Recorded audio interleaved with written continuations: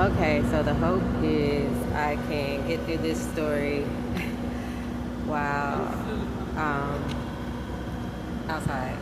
So, I'm going to discuss how the One Health concept was created, which is the platform for climate change. So, what is being left out is like its foundation is in like animals, like how animals, humans, and the environment work together.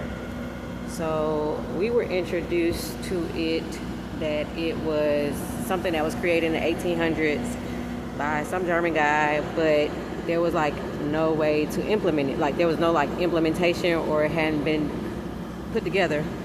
But there was a guy named Aaron Swartz whose work is very similar to mine. And he started Reddit, and I have to give him credit because what he does with the computer, I can do with my mind, which is like just put like a lot of information together. So I'm going to tell you about like how I was introduced to the field. So how do I start this off? Okay, so how do I start this off? Okay, so it was like induced. I would say it's induced. Induced like if I had to do like, okay, so I ended up having a level 2 head trauma, and from there I went to Children's Hospital, and from there like apparently I went to Tuskegee with my father, and he's like, go to Tuskegee, and that's where people go to be if you want to be a veterinarian. Well, it turns out that never happened, and I didn't find out till like 30 years later that never happened. So that's like, I'm a little child, so that just speaks to like how when I went to Children's, they implanted thoughts into my mind to have me go into this career. If I didn't have a level 2 head trauma, I call it my unicorn horn, I would have definitely become I would have become like a news reporter or like entertainment reporter, like something like that.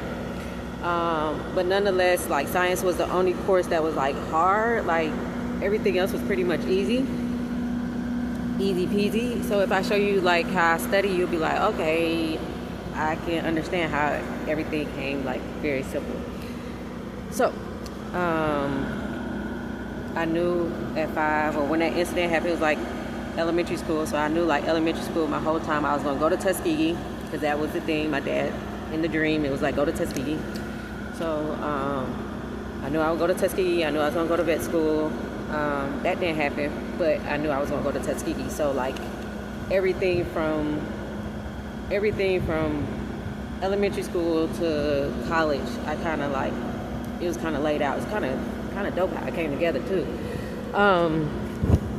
Because when I was 14, 15, I started volunteering at the animal clinic. So then when I did get to college, I already had enough credits. Like I already had enough hours that if I wanted to go to vet school, I had enough like clinical hours that I was able to explore like another field. And that's how I ended up in biomedical research. And that's how I ended up at Ronald McDonald House. So I was introduced to One Health my freshman year. In 2003, 2003.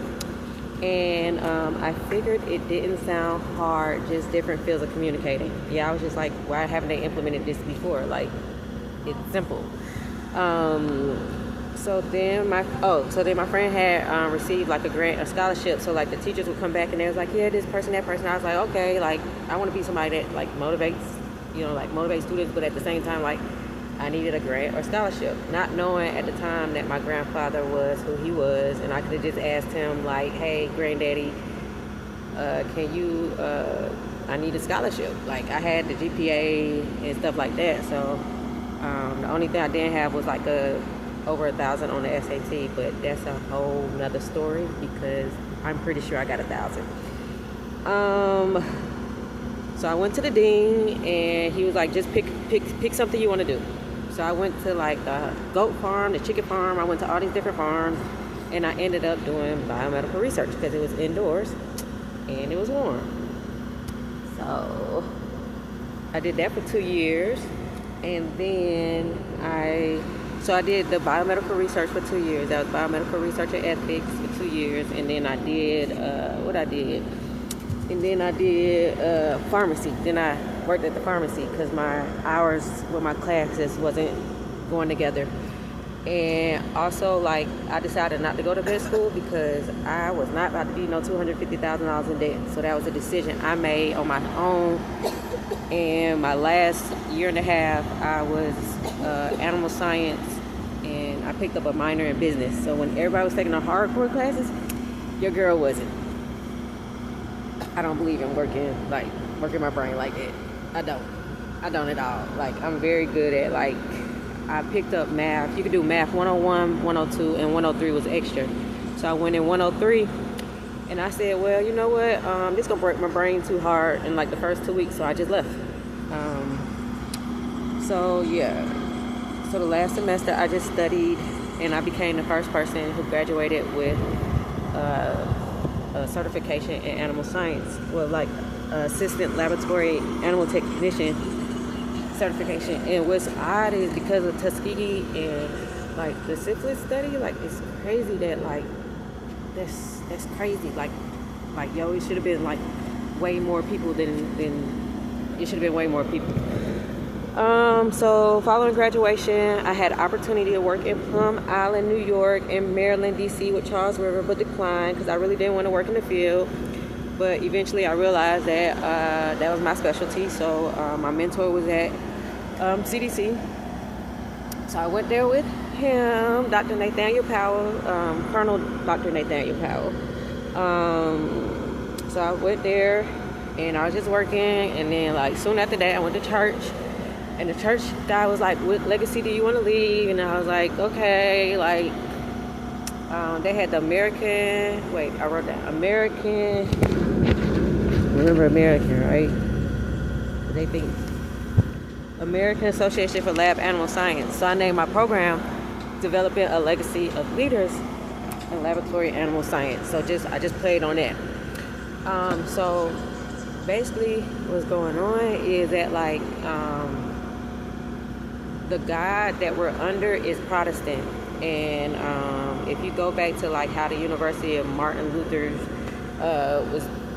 was built, it was built on like Renaissance humanism and also on like innovation, but innovation was to pass along your work to your professors, so not taking credit for your work. So, you know, because we worship in, I don't really want to get into it, because we worship in that God, like, it's like everything that's mine doesn't belong to me, it belongs to like the people who came, and I don't know, I don't want to get into that part. I don't really want to get into that part. That's just, it's a lot. But yeah, so the reason why the climate change or you're getting these disasters is because it's like more like energy, like, I don't know if I want to get in that conversation right now. Okay, I don't want to get into that right now. So I get into like how it started. And so they was like, okay, so I got like all these books on like how to start a nonprofit and everything, because I wanted to be a nonprofit. And so when I looked at how much money it cost, I was like, okay, I don't have all that money, but if I don't tithe, because I was tithing at the time, if I don't tithe and save that money, I can do like scholarships, get books, get like just get whatever I needed, pay for gas, like just pay for whatever the expenses I needed. And I also wanted to have like savings, like, you know, I just graduated, so wanted to travel and enjoy, you know, going to school and stuff like that. So I started, it was like a lot that went into it. It was a lot.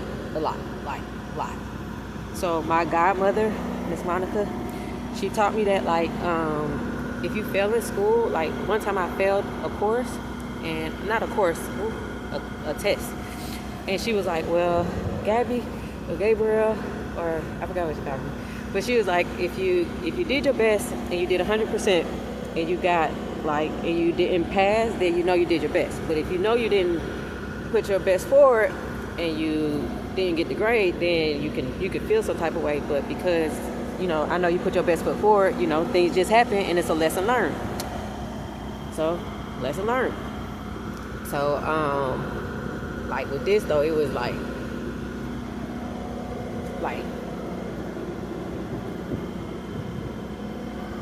the climate of what it was made in, it was like highly spiritual. So like to put people in like this type of energy with what I did is like, it's like completely contradictory or whatever. Like it was like just pure. So like pure, it was like greatness. So like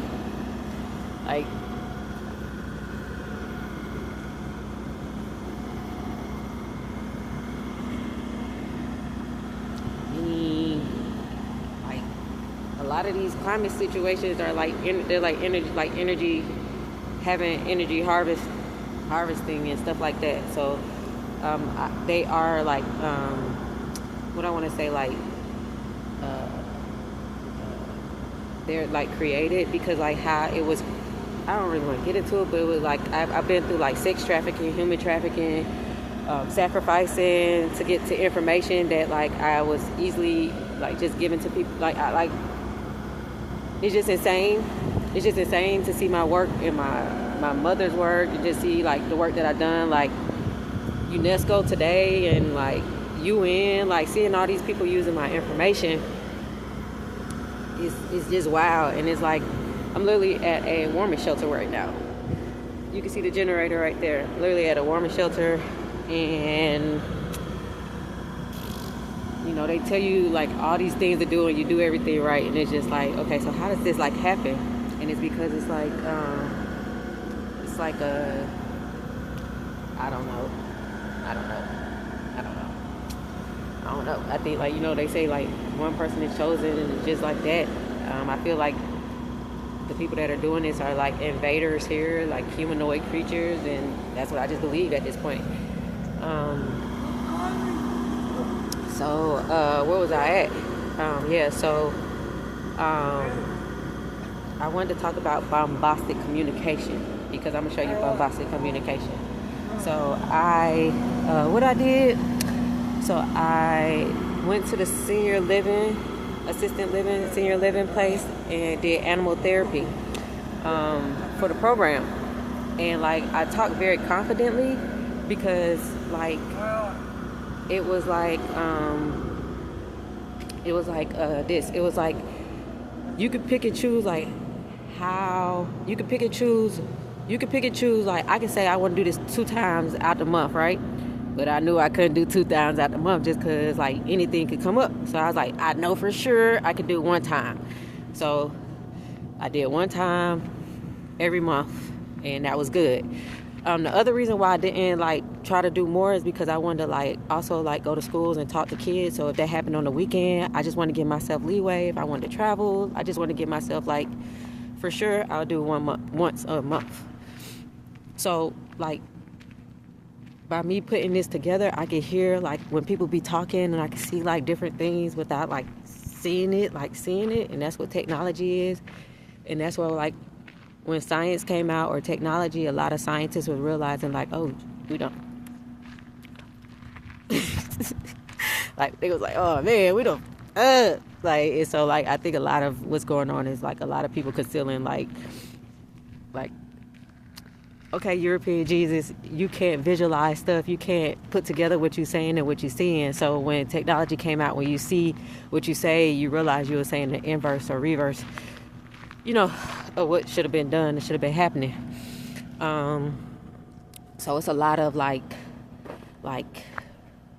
this black girl. I feel like it was like a lot of this black girl can't be telling us what, like, it was just a lot of like, instead of, they couldn't admit they were wrong because it was so bad. Like, it was bad. It was bad. Like, it was bad. Like, even, it was bad.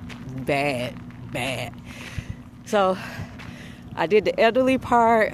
I did a couple of, like, going to the kids' schools and talking to them about laboratory animal science. I brought a rabbit outfit, but, like, I was like, these kids gonna be scared. So I ended up substituting at a preschool, and I ended up giving it to them because it was like I wasn't doing nothing with it, like for real, just like Skyping my nephew and just acting goofy. So what else I did? Oh, so I gave out the book scholarships. That was $250, $500, about $1,000. I just had people write a paragraph why you want it, what you're gonna do with it. One girl, she started like a program with it, like at the vet school. So I gave one scholarship to undergrad and one scholarship to veterinary students, and one of the vet students. Wait, did I give one to Yanni? Did Yanni get one? I forgot who I gave it to. Oh, no. It was a girl named Dr. Tamika. Yeah, so what else I did with that program at that time? I think that was it. Yeah, I think that was it. So I guess part 2 would be like how the pandemic was planned. So maybe you have to slow that down because I talk too fast. But I had space. So I'm going back inside. Okay. All right. Have a good night, good day, good morning when you see this. All right. Inshallah.